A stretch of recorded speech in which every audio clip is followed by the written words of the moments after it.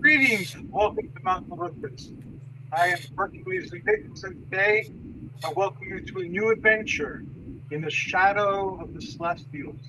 And I invited my good friend, Paul Bill Roberts, who is very many things, all of them expert, all of them larger than life. And we're going to start this journey together. Greetings, Paul. How are you? Thank you, Hercules, for having me on. I'm very excited about this show. So hit me up with your best shot. Okay, first I will share a little bit of my journey in this particular area. I This like that. focus on what is called ancient aliens or ancient astronauts, but mostly it's the mythical gods of old. And these new ways of looking at them are current interpretations, but throughout our history, there have been other interpretations of what these beings are all about.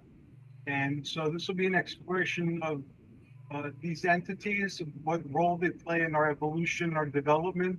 Are we them? Are they us? And look at all these different questions.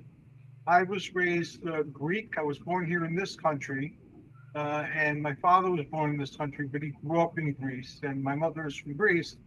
So I grew up with all this Greek stuff, Greek culture, Greek language, Greek parochial school, and so forth. So I learned about Greek mythology through all of those avenues, and also through television. There was the Mighty Sons of Hercules television show. There was the Mighty Hercules cartoon. Then there were all the Hercules and Sword and Sandal movies. So I had all this information flooding me. I've always wondered what the Olympians were. And as I moved through life, I've explored the different interpretations. One of the most creative ones was written by someone, I don't remember their title, but it was a fringe publication, and it demonstrated the Olympian gods were vampires. And that's what the conclusion that this author and explorer came to. So I didn't quite buy that, even though he made a pretty good case for it. There wasn't really that much evidence beyond what he presented. He speculated a lot, but still, it was all about open exploration and considering the options. So I here as well. Uh, I am still very fascinated with the Olympians, and now that I'm in my late 60s, with 70 fast approaching, you kind of settle back into some things that are surprising toward the latter half of your life. So you come home in a way. So even though I fought my Greek background a lot, especially when I was a teenager, I rebelled and I went and explored other things, including other spiritualities. I never strayed far from the Greek mythology. And now that I'm older, I don't know about much wiser, but I'm definitely older. I stick with that, and it feels good. It feels like putting on an old pair of jeans or an old pair of shoes. It's very comfortable and it fits very well. So I'm continuously looking for answers. I've come to conclusions that work for me in terms of my individual life, but I'm just me, and these are my conclusions. So I'm going to share those along, and I'd like to hear what other people who research such things, what conclusions they've come to. I came to the ancient astronaut theory mostly through Jacques Bergier. I doubt if I'm pronouncing that right, and Eric von Daniken. And I have an entire bookshelf full of ancient astronaut books that I've gathered over the years, or ancient alien books. And some of them have looked at the question of Greeks and their gods, and most of them focus on Egypt and South America, however. So we had a great show on uh, Blog Talk Radio, but that show is no more, and Blog Talk Radio has gone under. So all those shows are lost episodes that hopefully we'll find one day and represent. But here we're starting a new adventure and a new journey. So I know you recently shared this on another show, but how did you come by the ancient astronaut theory or the ancient alien theory? Well, first off, I was listening to everything that you were saying, and I admire you as a very, very intelligent Greek teacher of many things. And also, too, when you watch Ancient Aliens, the host, Giorgio, is Greek. Yes. So you have something in common there. Um, how I got involved in it is I lived in a haunted house as a small child. All types of terrible things happened to me. Um, I was pushed into a heater. My Oh, leg got burned. The entity actually pushed me into a heater. Just terrible things. Um, One entity who was mimicking my mother was telling me to go into the orange grove. And she was saying, Dale, come here. Dale, come here. She wanted me to go in there. If I went in there, I think I would have probably vanished, disappeared, went into some kind of portal. Terrible things happened to me in that house. When we moved away, things stopped. But then as I got older, I kept on wondering. I said, were those paranormal events that I experienced on Effie Street, were those real or were they nightmares, some type of childhood nightmares? And so I started picking up books on the paranormal just to understand what I went through. And as I was reading things about ghosts, demons, poltergeists, I came upon UFOs. And Eric von Däniken came out with a book called Chariot of the Gods, and people were talking about it. And I picked up the book. And then all of a sudden, I became very fascinated. And I was wondering if extraterrestrials, if they were involved with humankind, did it have some type of connection to what I experienced, ghosts and everything else? So I started reading everything about Chariots of the Gods. I became very interested in that. And I never knew I was going to become a paranormal investigator, but I became more than just a paranormal investigator. I became a 14 investigator. And a 14 investigator is a person who investigates all things paranormal: ghosts, poltergeists, demons, cryptids, UFOs, extraterrestrials, everything. And that's what I did.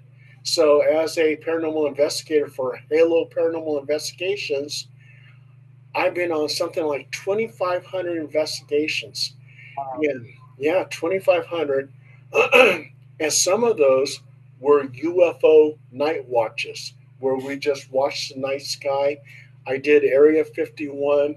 I did Utah Basin, which is the area where Skinwalker Ranch is. So I've done a lot in the paranormal field, and what I come out to believe with Ancient Aliens, that it all makes sense. I truly believe that's how we came about. Our origins goes back to extraterrestrials. And and I think Eric von Däniken, I mean, there's a couple things that are kind of off, but most of the stuff is in line to have a solid answer that we were probably created by extraterrestrials who took the DNA of the primates on Earth, mixed it with extraterrestrial DNA, and created the race that we know as Homo sapiens. And that's my thoughts on it. That's what the general consensus is. Looking at the Greek material, there's support towards there. The gods are associated with the night sky. The planets are named after the gods. The days of the week are named after the gods, or were in the future in Greece. In American English and in English again, it's still the names of the Anglo-Saxon gods of the days of the week. And the constellations, half the constellations have to do with mythical themes from mythology, and many of them were set as far back as the age of Ptolemy. And in the Homeric hymn to Ares, it talks about how he flies the chariot in the sky. And that usually refers to the planet Mars, but there are a lot of stories about celestial chariots. Hercules had a celestial chariot for one of his labors, the one where he went to the garden of the Gerion's cattle and brought the cattle back to Greece. Um, some say he stole Helios's chariot, But he basically carjacked them and took away the flying goblet and flew away with it. Others say that Helios admired his spunk and gave it to him. But anyway, he had it, and he's often depicted on vases.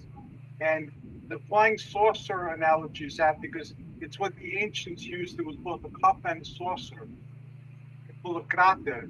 So you have a crater and you have Hercules driving it, and you have sea creatures on the side by the sea. So that there are depictions of that since antiquity.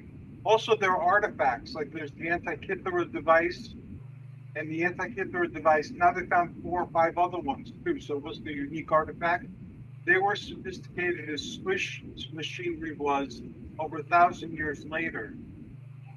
So that was quite a feat of accomplishment during the Hellenistic era. And there are also accounts of coin dispensed drinks, both hot and cold. There are accounts of animatronics for entertainment, and also in more primitive areas where there were movable statues. And there were, even as late as Roman times, mirrors that shot forth concentrated light to burn the sails of ships. So there was a technology that existed that then got lost and drove us to a more primitive, dark time. And some of these artifacts and some of those stories exist. And even going back to the time of the gods, you had Telos, who was a defense system for the island of Crete. He circled around the island and sent heat beams to burn up ships that were attacking Crete. And Hephaestus, on his forge on Lemnos, had golden mechanical women who helped him with his chores. And he had cyclopses and other beings who helped him as well. He had mechanical people that helped him.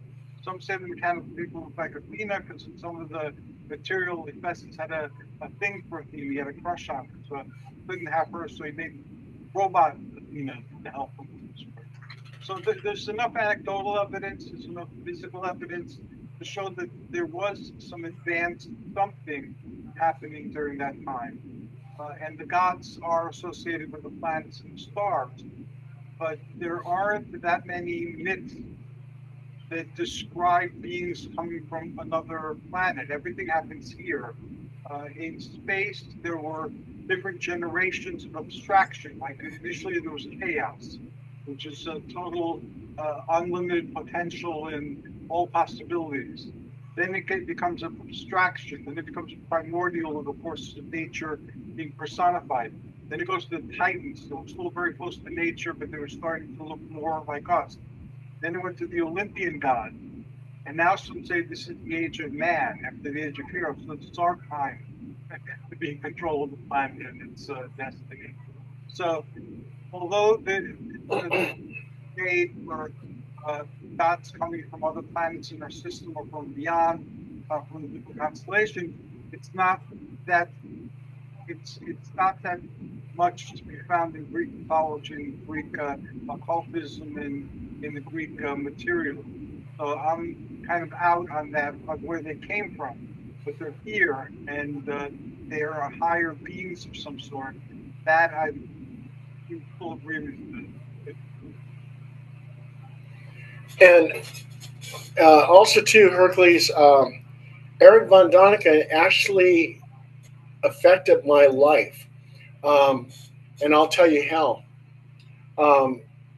In 1976, I got out of the Army. I was in the Army from 73 to 76, and then 79 to 86. And even though I read Chariots of the Gods, at that young age, I wasn't knowledgeable really that much about UFOs. But in 1976, when I got out of the Army, I was living with a girl named Helen Lang.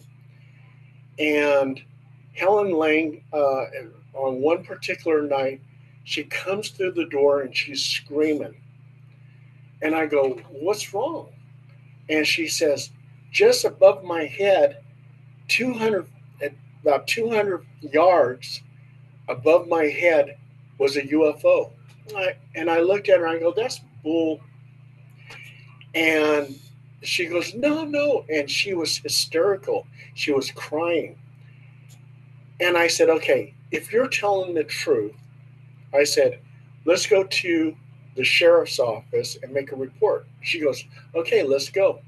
So I took her to the sheriff's department, and the sheriff's department said, okay, look, we're not going to take the report, but here's an 800 number. You can use our phone and make your report.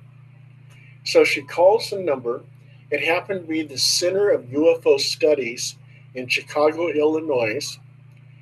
And on the phone that she was talking to was Dr. J. Allen Hynek. And yes, J. Allen Hynek, the J. Allen Hynek. And she made her report. And then we went back home and, you know, and 1 week later, I get a phone call. And it happens to be Dr. J. Allen Hynek. And he says, Paul, he says, can you let me talk to Helen Lang? And I said, oh no. I said, me and Helen Lang broke up. And he goes, what? I go, yeah, we broke up. And he goes, do you know how to get in contact with her? I said, no, we left in bad terms. And he goes, oh, wow. He goes, did you see the UFO? I go, no. And he goes, do you know what the UFO looked like? I said, well, she drew me a picture. He goes, can you send me the picture? I go, yeah, I'll send you the picture. And he goes, what were you doing at the time? I said, well, I was laying on the bed watching TV. Now, I can even tell you I was watching Dick Van Dyke's The Comic. And he goes, okay, did anything happen? I said, well, wasn't paying attention to Helen because the TV went into static mode. And like I told you, I was young. I didn't know much about UFOs. He goes, wow. He goes, when UFOs are close to electronics, it'll put it into static.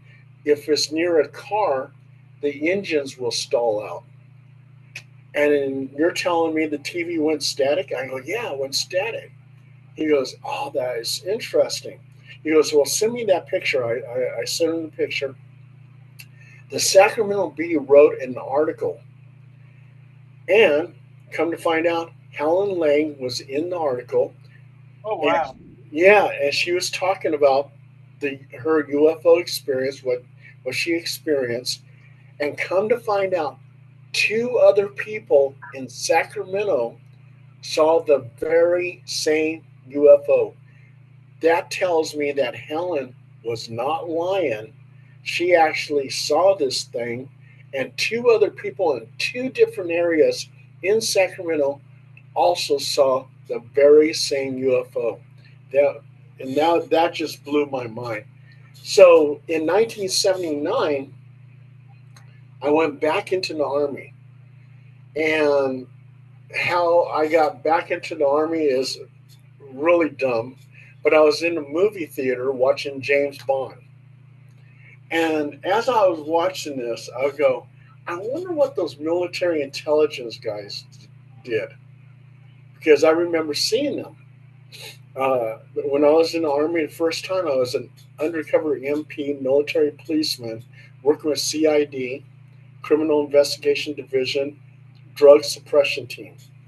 So I did that in Germany.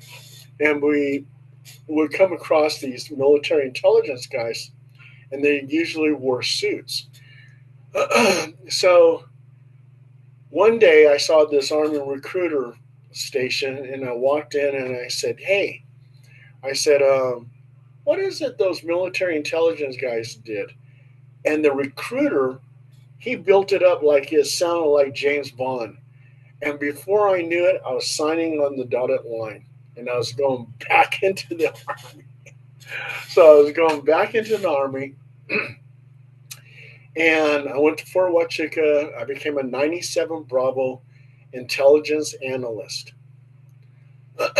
And the reason I picked military intelligence, I said, if anyone knows anything about UFOs, it would be military intelligence.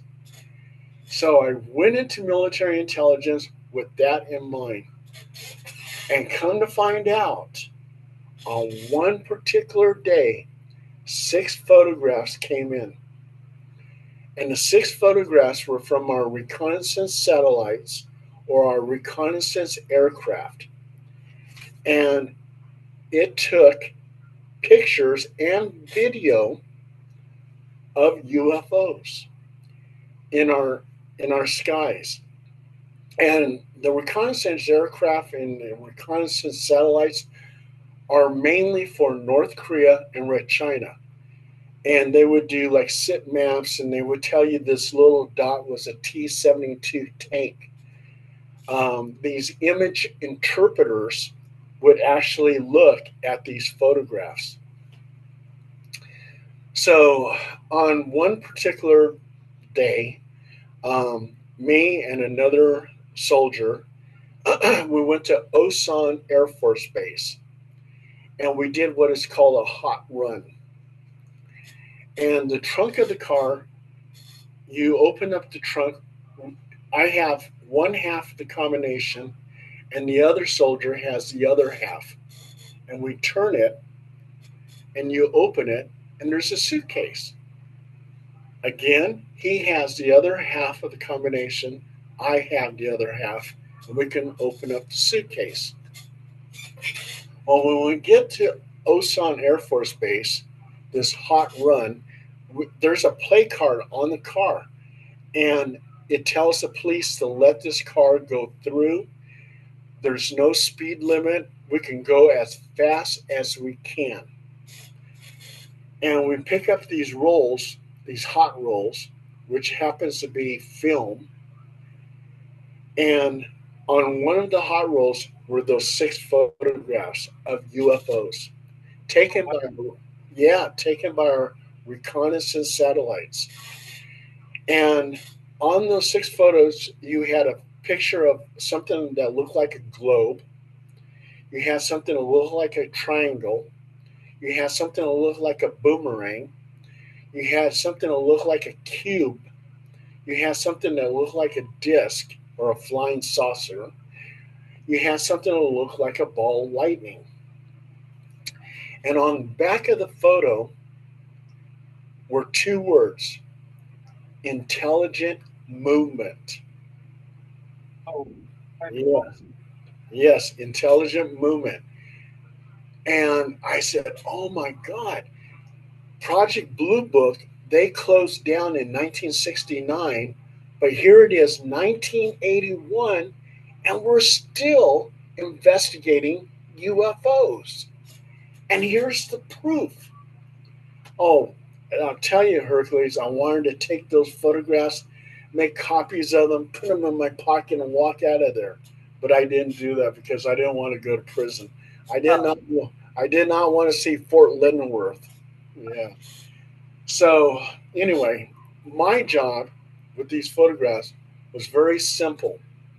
All I had to do was give it a number. So I gave it a number. Then I transferred the photographs to the Defense Intelligence Agency, DIA, and the DIA in turn sent it over to the CIA. And from there, they went into a black hole and vanished. And I never saw them again. wow. So I knew military intelligence was actually investigating UFOs. I found out the information that I wanted. And if I could get Eric Von Doniken on the phone, I would say, yeah, Eric, man, you're right. You know, Ancient Aliens is correct, and military is still investigating UFOs, and here's what happened. So, What do you personally do? You think that the UFOs today are these ancient aliens or ancient astronauts still visiting us, or do you think it's something else? I think extraterrestrials are here. The original ones from Ancient Aliens, um, which would be the Anunnaki.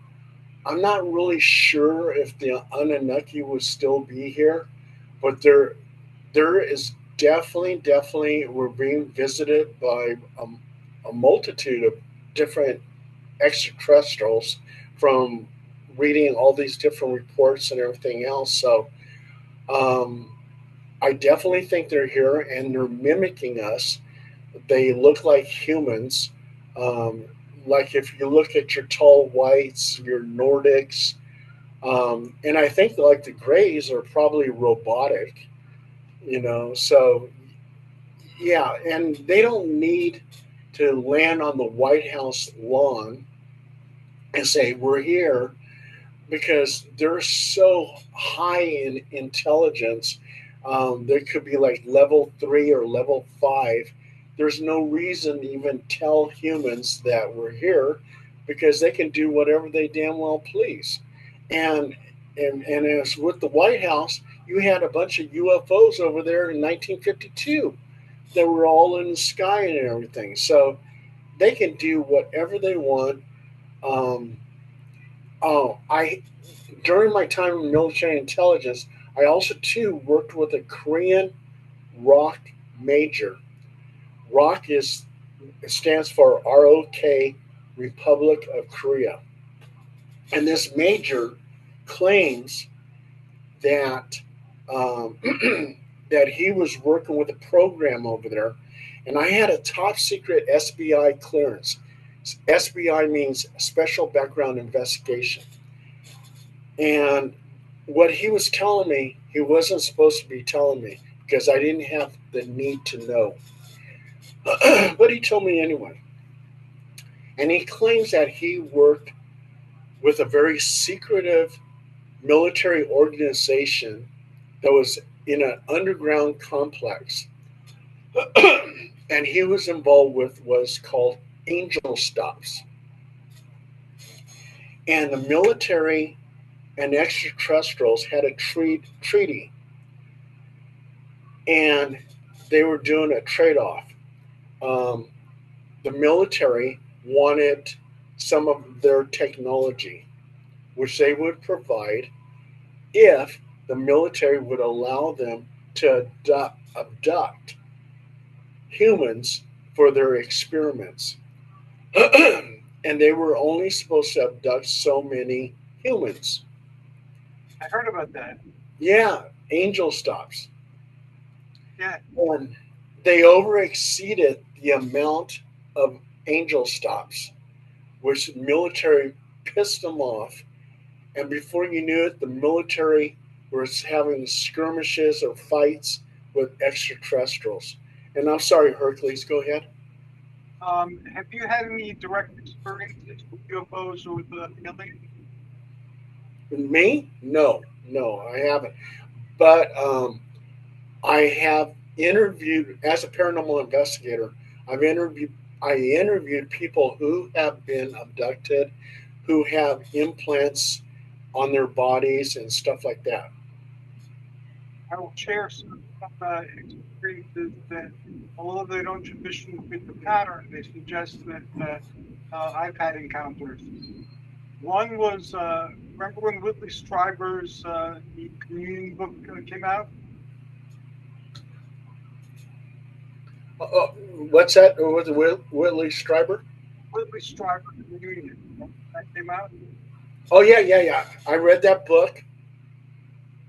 I got a call from a friend in California who I did a lot of psychic stuff back when we were younger. She was in New York, and she asked me if I'd seen the book. I said, no, I heard about it, but I haven't gone to Barnes and Noble or anything recently. And this is before you can look on your computer and find things. And she goes, go right now, drop everything you're doing, go to a bookstore, and then call me back. So I went to the bookstore, and they had display of community. I looked at it, and it struck a chord of recognition in the alien on the book cover. So I bought the book. It was 20 something bucks. And then I went home and I called her, and she said, "Well, what did you think?" I said, "I had a reaction to it as soon as I saw it." And she goes, what came into your mind?" I said, "That they don't look that way. They have hair. They wear like jewelry type of stuff. It's very ritualized, and the skin color is like baleen whale white, like white, not rosy." Uh, white or peach white or something, but like white as a sheet. And she goes, "Well, can I ask you a question?" And I said, "Sure." She goes, "How did you know that?" And I had to think about it. How did I know? Why did I react that way? And then I started to work with my dreams and I meditate a lot. So I regained memory of like some patches of memory that had me interacting with them, but I don't really remember any information beyond that. So that's one incident. Another incident is I was living in New Jersey at the time, near here, in fact, and I would go out at like 2, 3 in the morning and talk to people in New York. So I've always been active in the paranormal, regardless of what I was doing professionally. And sometimes in the middle of the night, there's other times to talk to people and find out what's going on. So as I'm sitting there, the clouds in the sky, like have a hole in them, and a blue light comes down from a hole in a perfect circle. It's like a beam of blue light right where I'm sitting. So of course I had to walk in it. So I did. And then it's like I gotta call somebody. And then I realized, who am I gonna call like 3 o'clock in the morning to go standing in the blue light in the backyard? You know, who's gonna believe me? The sky has a circle. And again, before the days of cell phones, telephones, uh, was in the habit of carrying cinematic cameras with me or anything. So those are just two incidents. There could be more, but I figured I'd share them with you. Because again, they don't fit the normal pattern of alien contact, but they're definitely unearthly and UFO related. And Hercules, have you uh, met people who claim that they were abducted? Oh yeah, many. I used to have a show on that too when I had Block Book Radio. And a lot of people who claim to have been abducted. Some of them remember what happened. Some of them have physical, uh, like little piece of metal in their skin. Some of them had good experience because of it. Some of them had bad experience because of it. Everybody had their own theories. A lot of people had the devils or angels theory. Some people had the ancient aliens theory. Some people had other theories, like government related theories. But a lot of people have those experiences. And you know, with the ancient alien theory, a lot of the stuff jives with other stories and religions and everything else. I mean, the half brothers Enlil and Inky, and they go to war with each other. Uh, Inky doesn't like the way man is. Man is rebellious and everything else. So Inky wants to destroy them with a flood, but Enlil really loves them, and he loves his creation, and he wants to save them. So he talks to a person who's similar to Noah, and so he can save the human race. So all these different stories all come together and they're all similar. They're it seems like all these different cultures and religions and everything else, they had their own Noah. So what do you think about that, Hercules? Yes, actually, that's one of the subjects that we're covering on the UFO Enigma, the flood story. I've heard the other versions than the one you shared, where Enlil was the one who was jealous and angry, and Enki was the one who was trying to Yeah, save. yeah, yeah. You're right. You're right. Yes. And in the Old Testament, you have Jehovah wanted to destroy humanity because of the Nephilim or for the sins of humanity or whatever. And in Greek lore, you have Zeus, who's irritated at Prometheus for giving humanity not only life but fire. So humanity is annoying him with their noise, and he wants to destroy them. So he sends a flood. And he picked Noah to Deucalion, and he and his wife Kira, after the flood, they create a new race of men through the descendants and through stone. They threw stones over the shoulders, and the gods made them a new race of humans. And also too, Enlil and Inky, Enlil versus Inky, it sounds similar to God versus Satan, and where Satan takes 1/3 of the angels, these fallen angels, go against God. God has his angels and everything else, so there's this big war, So those stories sound very, very similar. And it kind of makes sense that, you know, the Anunnaki came out here and they grabs a few primates and they um, manipulated the DNA with extraterrestrial DNA and made Homo sapiens to be a slave race to dig up gold. And what is gold used for? Many things. It can be used for computer components. It could be used in our satellites. Gold dust could correct the ozone layer. And the Anunnaki were saying that in their world, Nibiru, that their ozone layer was depleting or whatever, and with that gold dust, it would correct it. So there's a lot of logical information with that story. What now? The Greek material has. I just talked about this on another show with some UFO folks who follow the Urantia book, but now I forget what I wanted to say. Anyway, it'll come to me. What did you ask me again? um, well, it's just about the Ankian on wheel related. that Homo sapiens they became a slave race for the Anunnaki, and they were mining gold. And yes, I remember now that in the Greek material there was those wars in heaven, but they were generational. So every generation fought against the older generation and took over. And then there were people from or gods or giants from each side that made it to the new regime, but most of them didn't. So, like for instance, Kronos, he defeated his father Uranos, or Uranus, they say in English, and he became the lord of the heavens. Then Zeus, uh, his father Kronos, he became the lord of the heavens. So every generation had a new set of gods who were closer to what we are.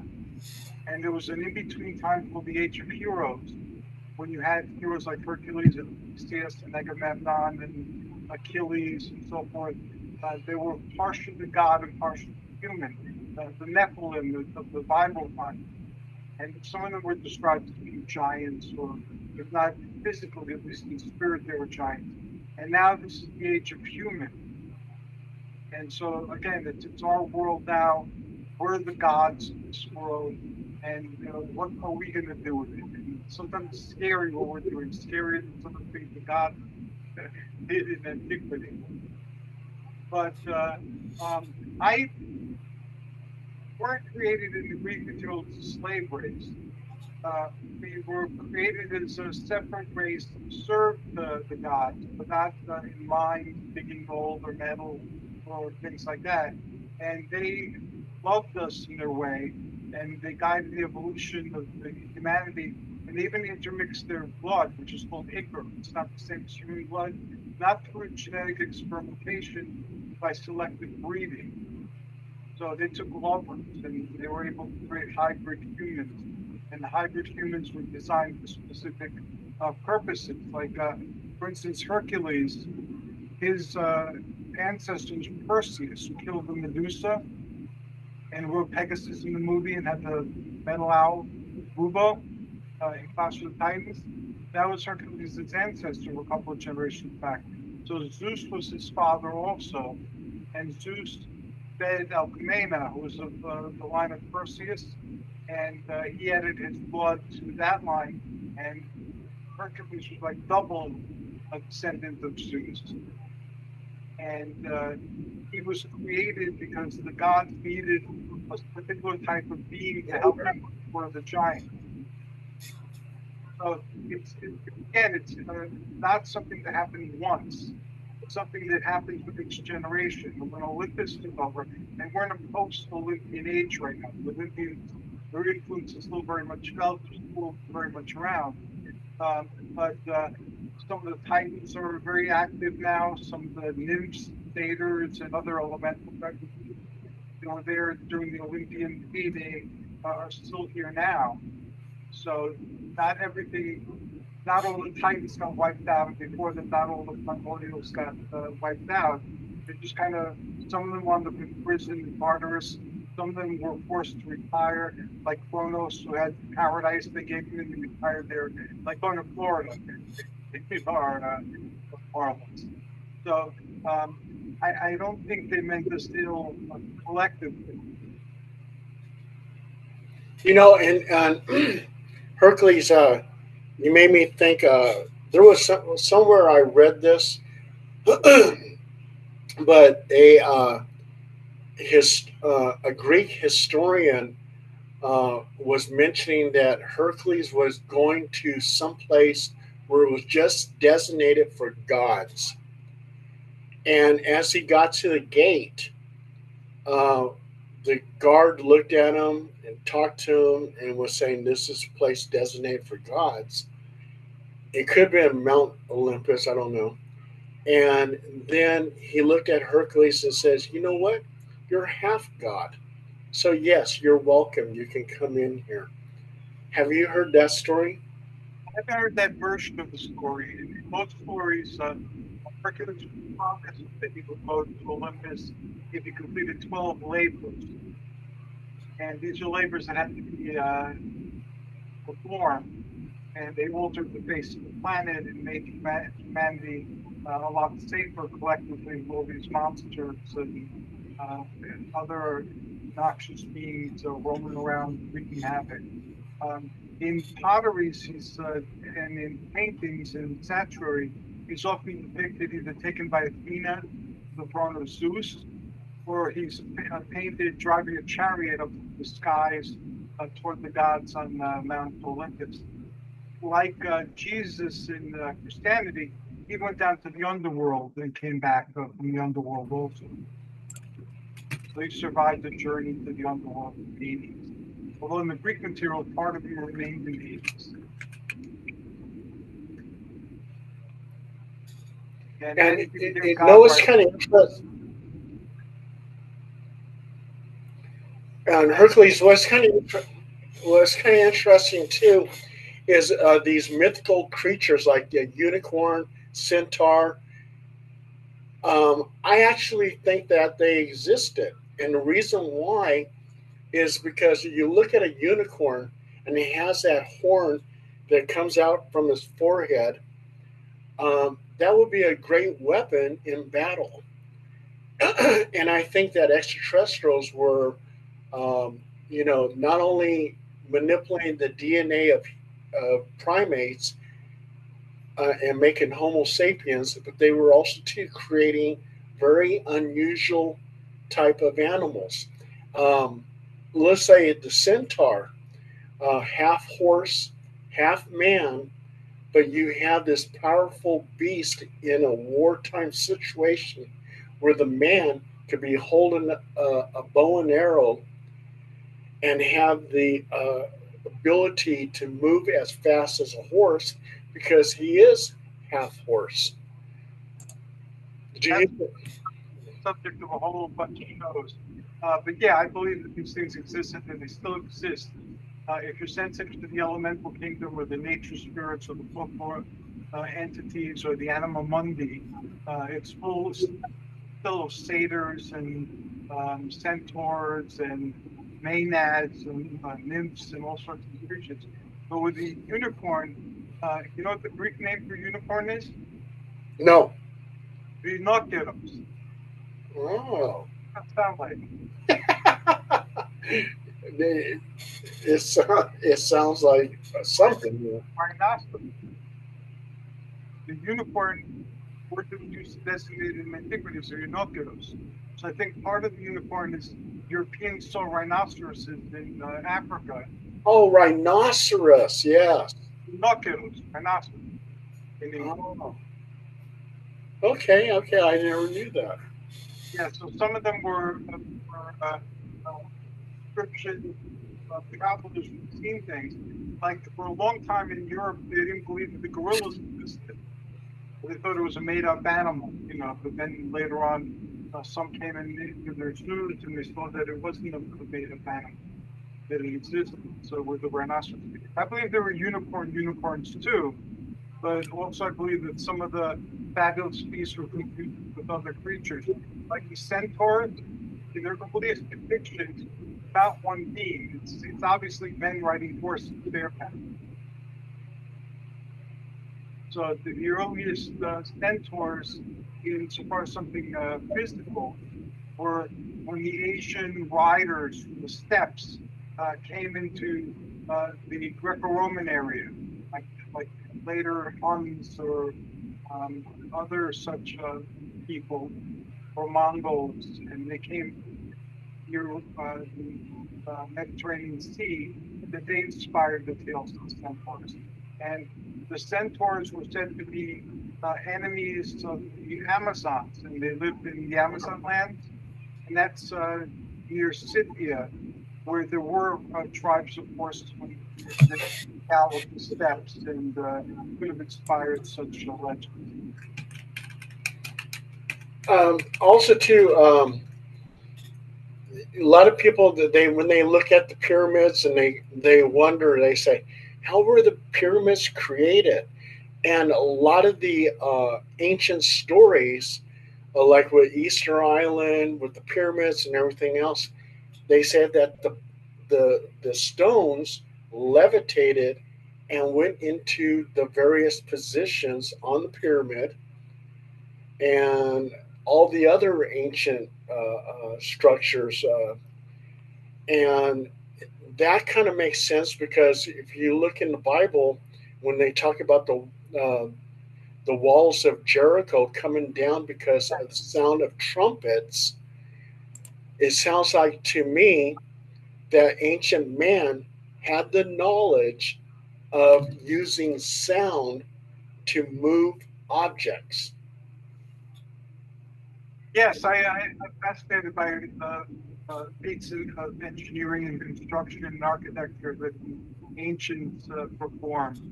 And no doubt they had techniques that are not known to us that we might not find possible yet. I'm not, unfortunately, an engineer or someone who would have definite expertise to say yes or no, but stories are exciting and I entertain them. I know Yeah, the megalithic and they used to believe in giants and cyclops and building structures. That's why they're called cyclopean structures. They believe to be built on giant one-eye creatures that were in Greek mythology and supposedly during part of their history. yeah, it's just really amazing because Eric von Daniken did a lot of research, and he was an explorer, adventurer. He was all over the place, investigating these claims, and he put it all together in that one book, Chariot of the Gods, and then other books came about. Then you got the TV show, Ancient Aliens, and everything else, and you got a lot of people out there who actually believe what Eric von Daniken was writing, and I'm one of them. I agree with a lot of that. There's some things that are a little bit on the shady side, but otherwise, everything else makes plenty of sense. And also, too, we're talking about disclosure. Well, I feel like disclosure already happened because you have the Navy who showed you the film on the Tic Tac UFO, and they're saying that this is real. They got it on film and everything else for the whole public to see. What other proof do we need? That tells you right there that the Navy actually acknowledges that there was some superior flight happening with that Tic Tac UFO. It didn't have wings or anything else like a conventional aircraft. This is something that actually looked like a Tic Tac and was going at incredible speed. What do you think we should do? Like you had indicated last time we talked about this, you believe that the ancient aliens are either still here or they're coming back. What do you believe? How do you think we should prepare ourselves for that? And do you think it's a good thing or a bad thing? Uh, I think there's good and bad in everything.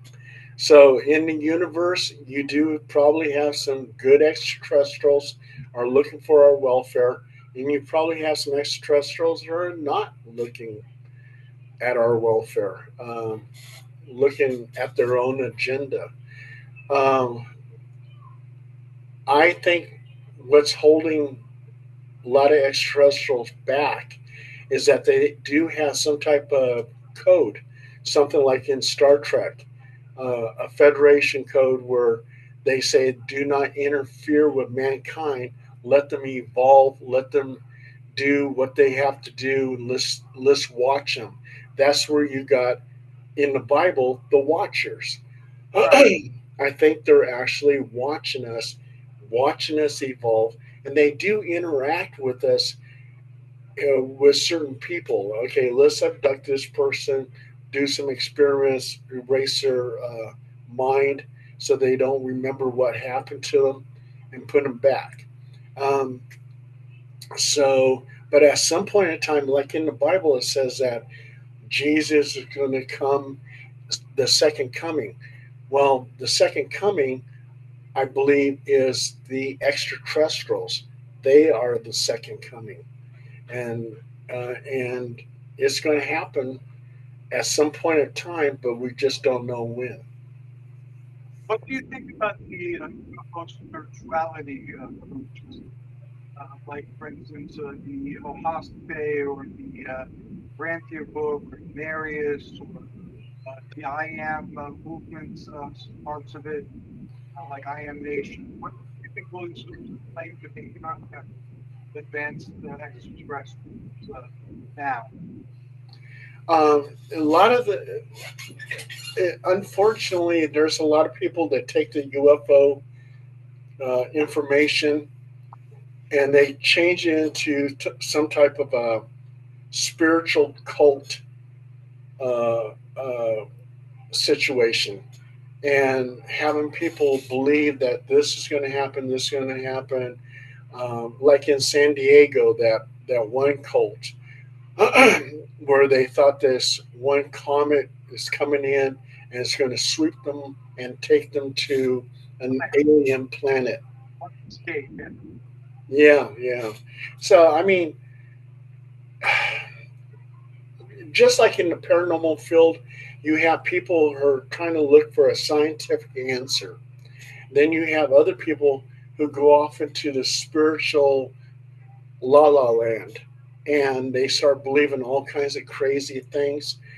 And it's very unfortunate, but there's people like that. And a lot of those spiritual la la land type religions that come out because of UFOs, I don't fall for it. So I look for logical, scientific type answers, and that's what Eric von Daniken was trying to do, um, with his research and everything. So Now, Eric Von Däniken pointed out that the title "Chariot of the Gods" has a question mark on it, and that he uses question marks throughout his entire book. So he's not so much giving us answers as forcing us to ask questions to find out for ourselves what we think. And he had said that he's very religious, and that the ancient alien gods haven't made him lose his religion to help him better sharpen the focus. yeah, and I think Eric von Daniken was trying to not offend anybody because there's a lot of religious people. So he was trying to do it in such a way not to get people upset. So, yeah, and that's very smart the way he did it. I invited Eric Murdoch to be on the show when I had the radio show. And he wasn't interested. So I figured I'd wait a while and ask him, but now it's too late. Um, I've studied the groups, both religious ones and non-religious ones, for decades, and I find them very interesting. They have a lot in common with beliefs that came to us in antiquity, given by beings from the sky. So you could draw a correlation between what they believe and things that we were told by the ancient gods uh, in antiquity. And I find that very fascinating because some of it, it's the same thing, and a lot of these groups don't know about antiquity in great detail.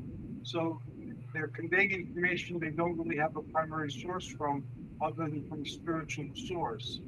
So I don't totally understand that, but I've been looking at that because again, claiming the same source. And I'm a Fortean too. I used to know John Keel, and I used to belong to his New York Fortean Society back in the day.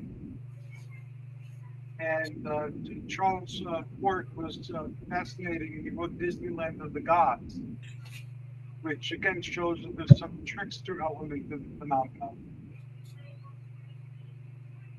And You know, then I, oh, Hercules, like I was born and raised a Catholic and everything.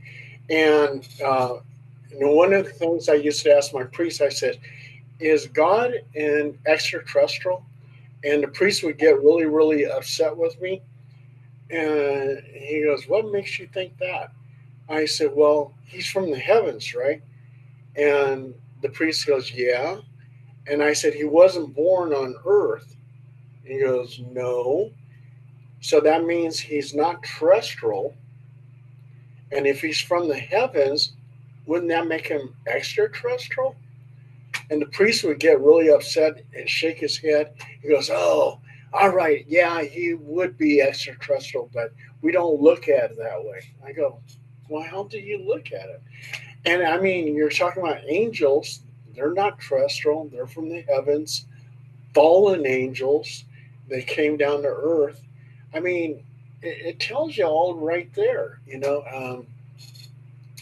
even like in the old writings of the Sumerian clay tablets.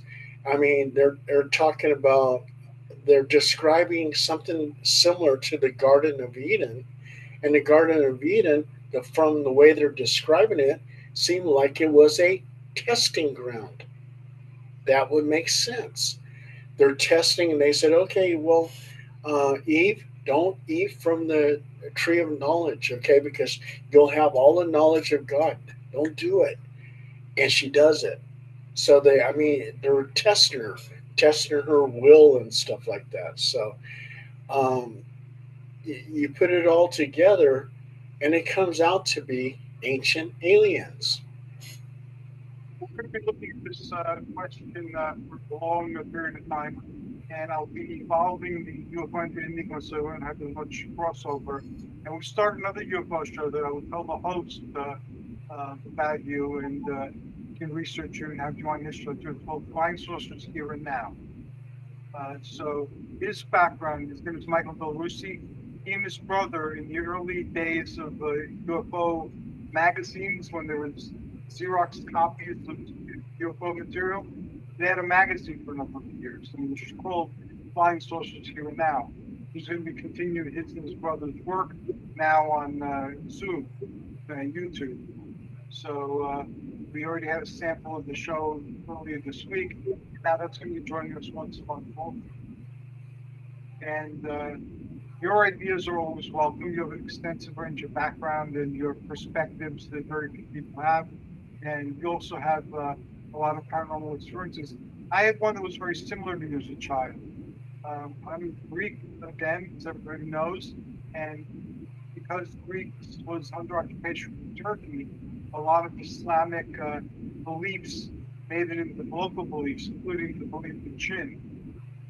And when I was a small child, I used to be able to see the jinn and interact with the jinn. My grandmother was too. She taught me about interacting with them. And one, like I guess late night or early morning, after midnight, I heard my name being called.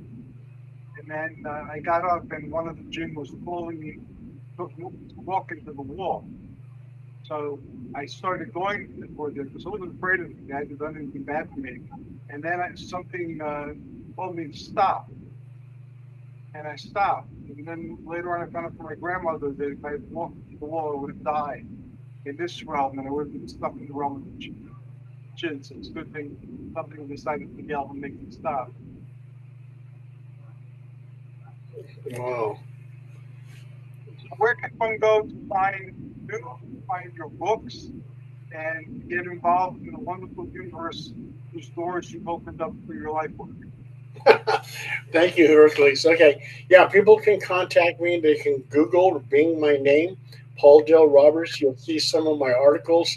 All my contact information are on my articles. You have the paranormal hotline, 916-203-7503. If you're local, I'll do an investigation at your place. And also, too, if you want to see some of my books, you can just Bing or Google Paul Dale Roberts books and they'll come tumbling out. Thank you, Hercules, for having me on the show. Thank you for being the first official guest on the show. I look forward to being guest on all the future shows, many of them. Thank you for your time to be on. And although I didn't hear the gatekeeper story with Hercules, there's another story from in the gates, which I'll share in closing. Uh, One of his first jobs in heaven or Mount Olympus was to be a gatekeeper for the door. So he was like the St. Peter of Olympus for a while. So when you went to Mount Olympus, and very few people went there. You had to be a god or approved by the gods, or half a god would earn the place there. Uh, you went to the door of Hercules, that's when he started coming down to earth. His children, the Heraclides, or the sons of Hercules and daughters of Hercules, they had adventures that he oversaw and helped with those sometimes. And also, he made a lot of personal appearances in Lemnos, in Troy, and a lot of other places. So those are some tales for another day. But thank you again, Paul. Oh, Hercules, I just want to ask you something really quick. Okay, and I know you know the answer. Why is it that Poseidon is called Neptune, Neptune is called Poseidon? Why the different names? The gods had different names in different cultures, like Hermes, for instance. Hermes in Greek. In Roman, he was known as Mercury. And in Egyptian, he was known as Thoth, or Tahuti. So it was the same god, but they just knew him with different names. So it's like you're Paul. If you went to Spain, you'd be Pavel, or Russia, you'd be Pavel, I guess. Oh, okay, okay. Pavlos. My father's, my terrestrial father's name was Constantine, but everybody called him Gus. So, just, Okay. All right. It's just because of the different languages. Okay. yeah, I'll add to that a little bit. Some of these gods were identified later. Like right now, we have a thing about cultural misappropriation and things like that. Back in antiquity, they wanted you to appropriate their culture. So if you were a trader and you went somewhere to trade with people, you tried to make as much of a connection as possible. So if they had a strongman god, it's like, oh, there's Hercules. If they had like an old, a wise looking god who was in power, oh, there's Zeus. If they had a beautiful goddess, there's Aphrodite. So they make these equivalences, and you could see them in the statuary and the writings where they put the two names of the same god, like one after the other, like Jupiter Tyrannus, the Celtic pantheon. So that's where that comes from. You answered my question. Thank you very much, Hercules. Anytime, be well, my friend. Okay. Now, so we can find the buttons. Here we go. Okay.